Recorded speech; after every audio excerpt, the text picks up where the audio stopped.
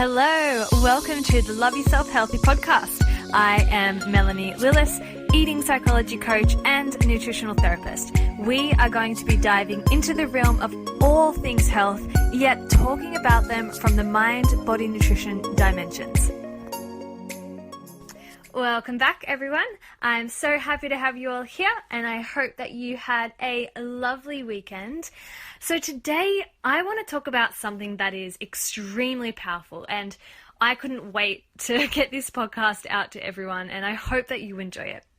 And it's learning how to embody your body, and learning how to change your subconscious mind to achieve a sense of freedom.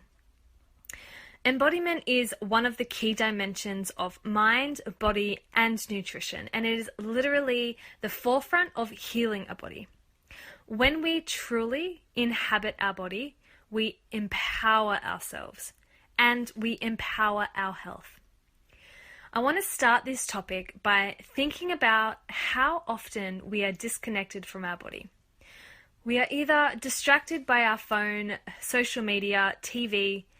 We check out of our lives when we can't deal with stress, and we daydream about having a different body or a different life. Embodiment is all about being in your own body and experiencing those feelings that it brings.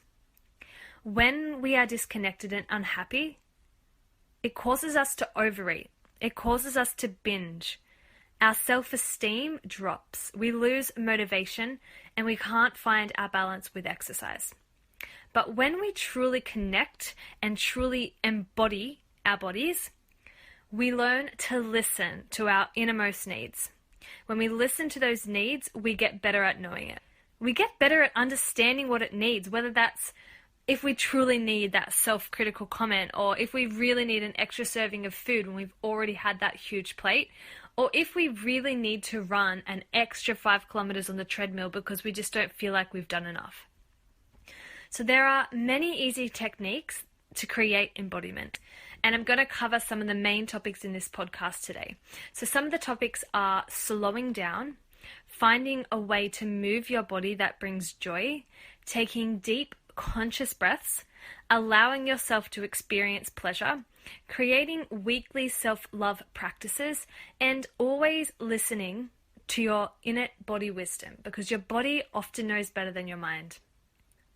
Embodiment is about allowing yourself to feel, and I'm going to be mentioning that word a lot throughout this podcast, allowing ourselves to feel.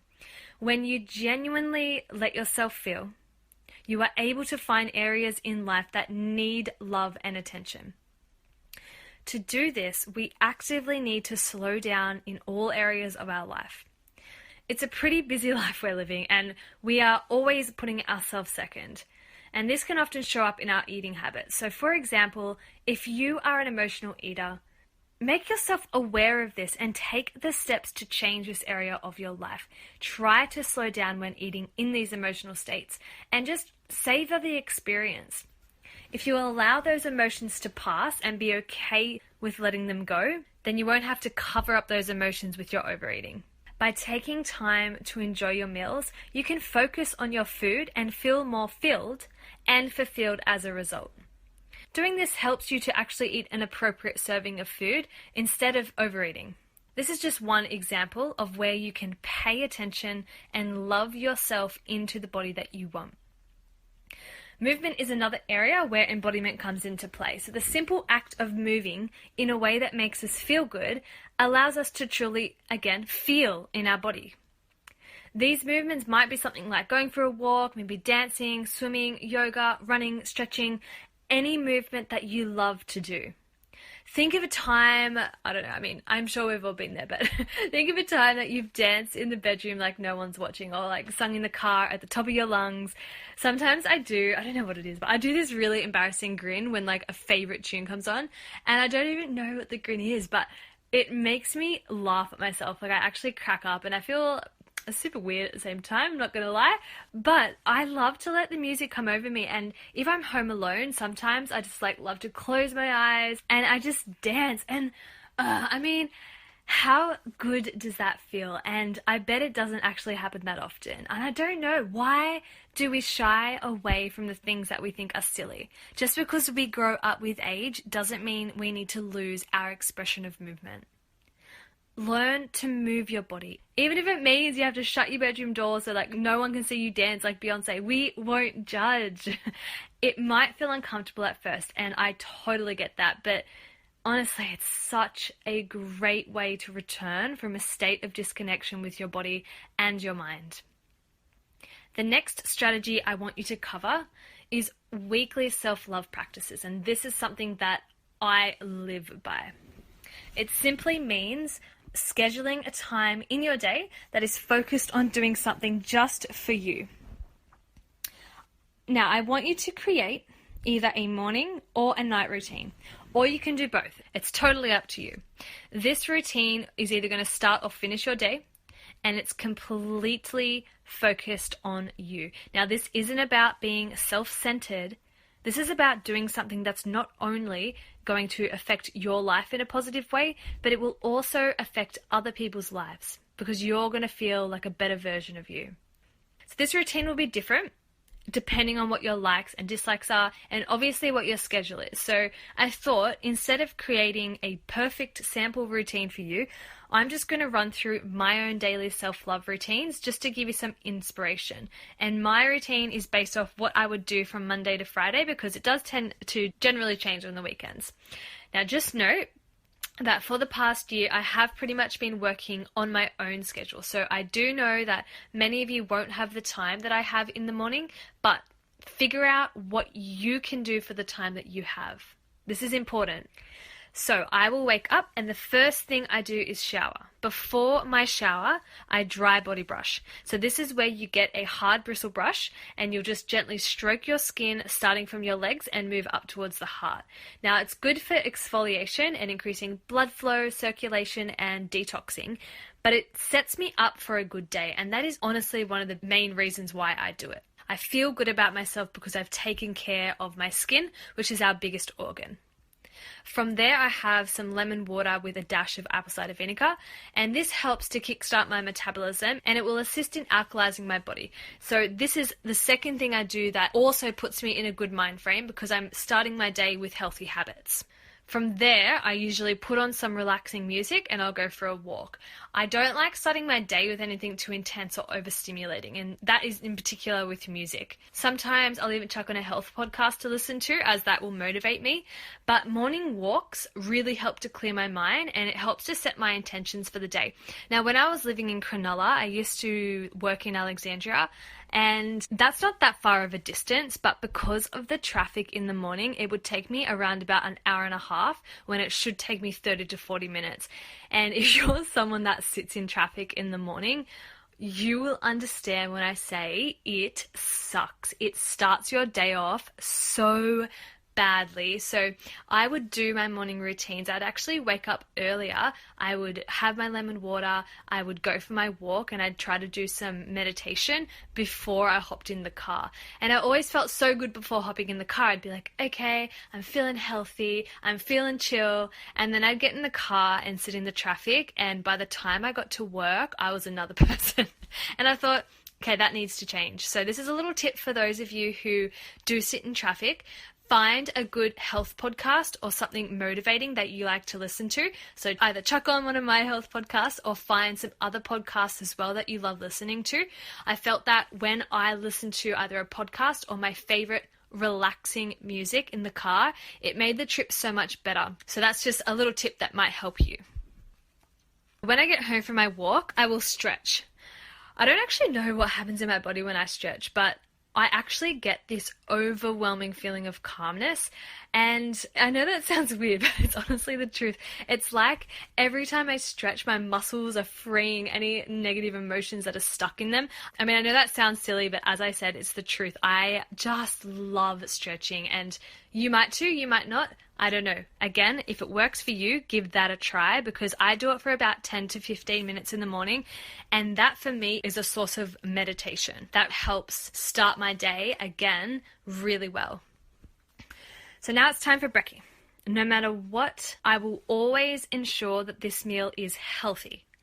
Anytime that I have started my day with an unhealthy meal, it's put me straight away in a bad mind frame, and my food choices from then on have been known to skew just a little bit. So if I start my day really healthy, I'm usually set for the day and I'll be fine. My main breakfast meals are eggs with avocado and toast or a protein smoothie. They fill me up really well. They're a good balance of macronutrients, and again, it's a healthy habit to start my day.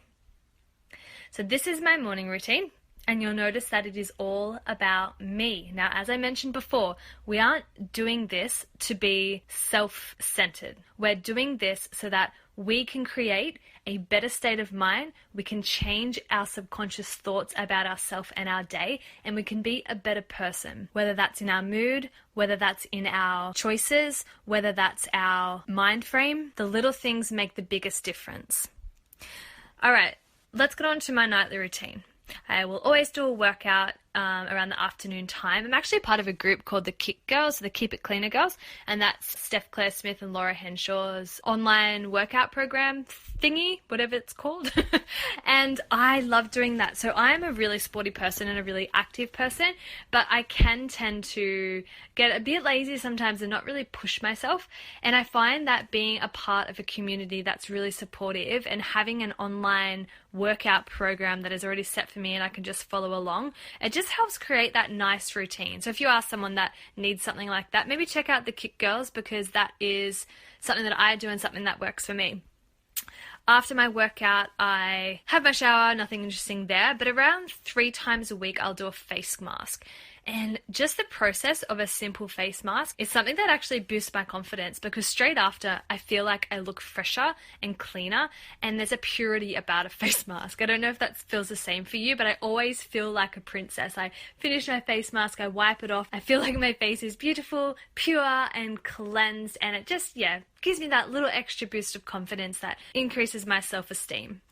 I then like to put on my favorite smelling candles, and if you are a candle person, then you will know the smell of a candle just creates such a feel-good vibe. So once I've got my candles going, I'll just put on my favorite TV show. A lot of people say not to watch TV or go on your computer or phone late at night, but honestly, for me, that makes me happy. And at the moment, I'm obsessed with Gilmore Girls. I know that's an old TV show, but I love it, and it just makes me happy. I chuck it on at nighttime, and that's when I can just not think about anything else. So I like to do it. There's actually a company called Baxter Blue, and they sell these special glasses that stop the blue light from the screens going into your eyes. So if you're someone who likes to watch Netflix or go on your computer late at night, maybe check them out, because then you don't have to worry about the damage that the blue light is doing to your eyes. That's pretty much all I do for my nightly routine. It's pretty simple. I just pick a few things that I love doing and things that will de-stress me and calm me down from anything that may have happened in my day. So now it is your turn. I want you to grab a piece of paper and write down anything that makes you feel good, anything that makes you happy. Then select the things that you know can fit into your day. There might only be 1 or 2 to start, but that's okay. That's a start, and you can add on from there.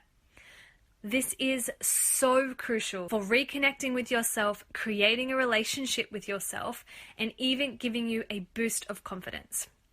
I'm so passionate about this because, if I'm being honest, it saddens me so much when I think that people have checked out of their bodies, that they have lost that connection with who they are and how they feel.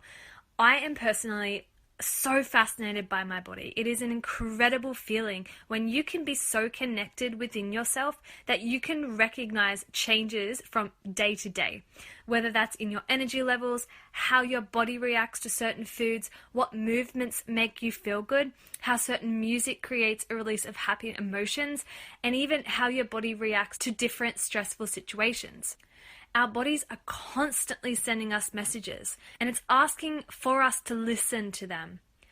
It does take time to get comfortable in your own skin and to really become embodied, but once you start moving your body in a joyful way and noticing different changes from day to day and paying attention to what makes you feel good and what doesn't, you'll learn to appreciate all that your body can do for you.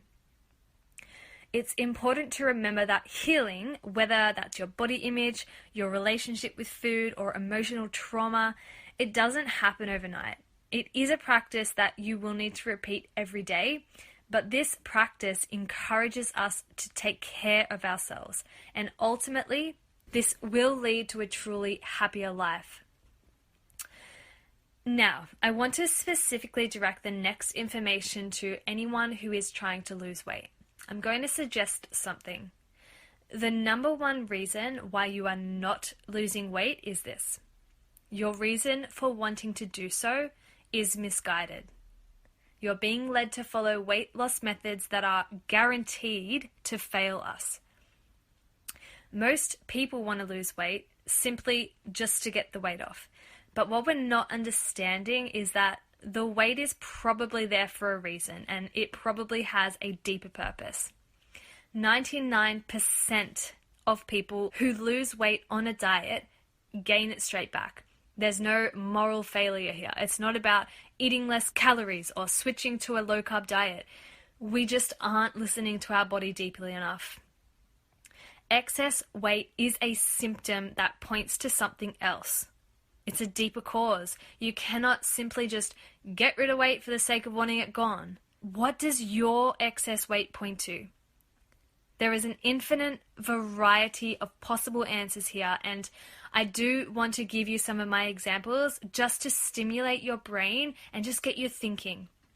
Some of these are our poor food choices, emotional hunger, unmet needs, repressed feelings, confusion around self-identity, a call for love and help, self-hatred, our disconnection from the body, past history of sexual or domestic abuse, being wounded by love, financial worries, repressed creativity, being someone we're not, the need to forgive and move on, the need to learn how to truly nourish and care for oneself, loneliness, fear of sensuality, too many foreign chemicals and toxins in our world.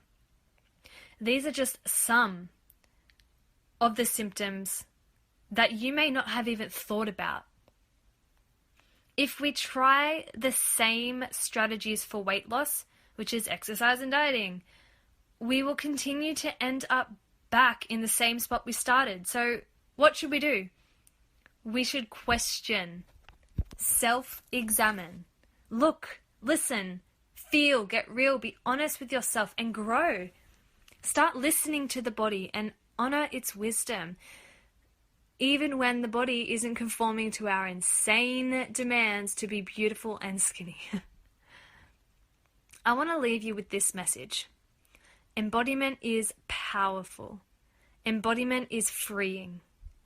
Learning to embody your body may just be the key you are looking for. Listen to it. Move in a way that makes you feel good. Do things every day that make you smile. Say no to the things that you do not want to do or those that don't serve you. You are in control of your life, no one else. You are in control of your body and your decisions. Please use this wisely and learn to rediscover yourself again. I promise you, this will change your life. Thank you so much for listening. Please be sure to subscribe and follow me on Instagram at Melanie Lillis, or you can email me at lyh_podcast@outlook.com. I look forward to chatting with you all next week. Bye bye.